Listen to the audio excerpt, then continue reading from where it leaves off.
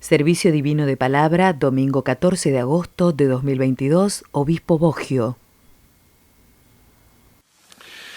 Amados hermanos, para este encuentro tenemos una palabra que está escrita en Números, en el capítulo 20, en el versículo 11, que dice: Entonces alzó Moisés su mano y golpeó la peña con su vara 2 veces, y salieron muchas aguas, y bebió la congregación y sus bestias.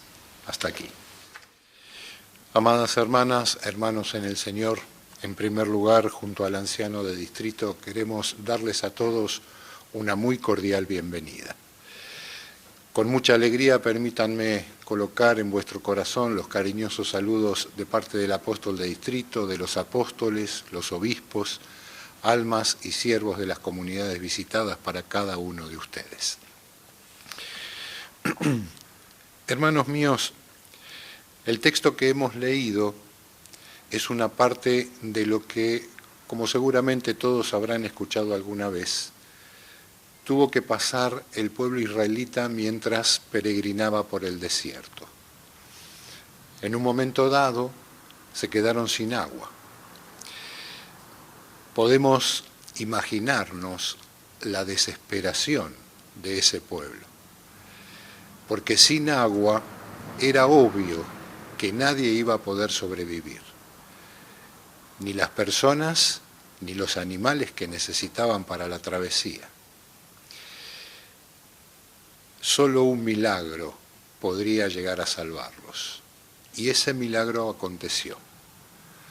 Dios le pidió a Moisés, Moisés tomó su vara, golpeó una piedra y salió tanta agua que no solo alcanzó para beber las personas, sino también los animales. Por eso, queridos hermanos, detengámonos un instante a pensar. En ningún momento Dios evitó que en ese peregrinar el pueblo tuviese que enfrentar dificultades, pero siempre se encargó de darles lo que necesitaban para que pudiesen seguir adelante. Hoy Dios hace lo mismo. El maligno nos quiere hacer creer que solo los que creen tienen problemas, que solo los creyentes enfrentan situaciones y dificultades. Es mentira, porque los que no creen también tienen problemas, también enfrentan dificultades. Porque como solemos mencionar, cuando nos toca visitar un hospital, no todos los que están internados son creyentes. Cuando vamos a un cementerio, no todos los que están allí son creyentes. Entonces, ¿cuál es la diferencia? La diferencia es, no es lo mismo enfrentar situaciones solos que enfrentarlas con Dios al lado. Esto es lo que vivió ese pueblo, y esto es lo que nosotros también queremos vivir. Supongamos, hermanos, o utilicemos la imagen del desierto y apliquémosla a nuestro tiempo. También nosotros estamos atravesando un camino difícil. Hay mucha indiferencia, mucha incredulidad, mucha violencia, mucha insensibilidad. Faltan valores que son básicos. Y en este camino que hemos decidido comenzar y llegar al final, puede llegar a faltarnos lo necesario para poder avanzar. Utilicemos el ejemplo del agua, por ejemplo. Miren, hermanos, todos coincidimos que el agua es indispensable para la vida. No habría ser viviente si no existiese el agua. Pero también el agua tiene otras funciones, otras utilidades. Generalmente la utilizamos también para lavarnos, para asearnos. En la antigüedad, los sacerdotes, antes de ingresar al tabernáculo, tenían que purificarse. ¿Qué significaba esto? Tenían que lavarse las manos y los pies. porque creían que ellos iban a tener un encuentro con Dios. Y nada que esté infectado de cosas que Dios no puede bendecir iba a facilitar esa comunicación con Él. Esto pasó en la antigüedad, en el pasado. ¿Cómo es hoy? La representación de la purificación con agua, nosotros lo podemos comparar con el bautismo. ¿Por qué? Porque el agua es el medio por el cual, una vez separada y consagrada, Dios purifica al bautizado limpiándolo del pecado original. Esto es un beneficio enorme. Pero además se agrega otro beneficio. Después del acto, el bautizado puede disfrutar de una comunión íntima y personal con Dios. Ya no necesita físicamente lavarse las manos y los pies. No necesita entrar a un tabernáculo para tener esa relación personal con Dios. La puede tener cada día, todos los días de la vida. Por eso, amados hermanos y hermanas, el agua que ofrece Dios es mucho más que lo que podemos obtener del agua material. El agua también la utilizamos para calmar la sed. Pensemos en los lugares en la tierra donde no existe agua, donde falta. O pensemos si nosotros estuviésemos en el desierto y nos quedamos sin agua. ¿Cuánto pagaríamos por ese agua? Cuando Dios creó al hombre, no solo le dio un cuerpo, también le dio un alma. Y en el sentido figurado, el alma también necesita agua, pero no el agua humana, el agua que ofrece Dios. Porque dijo, mas el que bebiere del agua que yo le daré, no tendrá sed jamás, sino que el agua que yo le daré será en él una fuente de agua que salte para vida eterna. El agua que nosotros tomamos cada día sirve para prolongar nuestra vida en la tierra, pero nos queda claro que la vida en la tierra tiene un principio y tiene un final.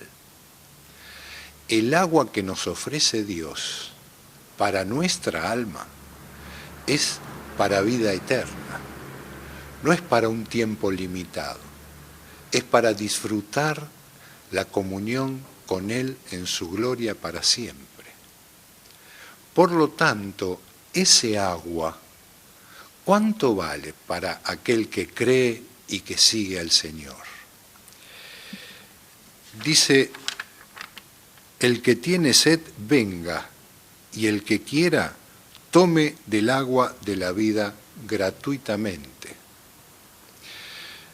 Hermanos, este agua que necesita el alma para seguir viviendo por siempre, la ofrece el Señor gratuitamente. ¿Por qué? ¿El Señor tiene alguna obligación con el ser humano? ¿El Señor necesita algo del ser humano? ¿O es al revés? Hay una sola explicación. El Señor hace esto solo por amor. Ningún ser humano puede obtener este agua por mérito propio, solamente por gracia. Y buscando el significado de la palabra gracia, en un diccionario dice favor que Dios le hace al hombre sin que lo merezca. Es decir, que aquellos que creen en Dios, lo buscan, reciben lo que necesitan para seguir adelante hasta que el Señor venga y puedan ir con Él. Entre esos elementos, el agua de la vida, de una vida eterna, no de una vida limitada. Mientras tanto, como ese pueblo, Vamos peregrinando en un desierto, pero igual que en ese entonces, Dios se encarga de darnos lo que necesitamos para no quedar en el camino. Por eso, mis amados hermanos, Dios nos da el agua eterna. A través del bautismo somos limpiados del pecado original. Nos ofrece ese agua gratuitamente, que no solo calma la sed del alma, sino también da las fuerzas para seguir en el camino. No tratemos de minimizar la importancia de lo que Dios nos ofrece. Lamentablemente el ser humano valora las cosas cuando las perdió.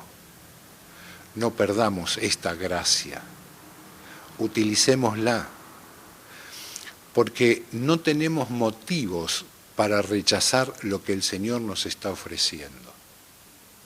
Si lo rechazamos, tenemos que ser conscientes que nuestro final no será el mismo que tendrá aquel que acepta el agua que el Señor da. Y hay un detalle más. Dice unos versículos antes, y habló Jehová a Moisés diciendo, toma la vara, reúne a la congregación, y hablad a la peña en vista de ellos, y ella dará su agua. Dios le pidió a Moisés que le hable a la peña. ¿Qué hizo Moisés? La golpeó con la vara. No era lo que Dios le había pedido. No obstante, a pesar de que Moisés no hizo lo que Dios le había indicado, de esa peña salió agua para todos y ninguno murió de sed. ¿Qué fue lo que hizo el milagro? ¿Moisés?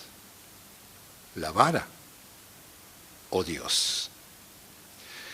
¿Qué significa esto, hermanos? Que la voluntad de asistir al pueblo que Dios tiene para con él por amor no va a ser modificada.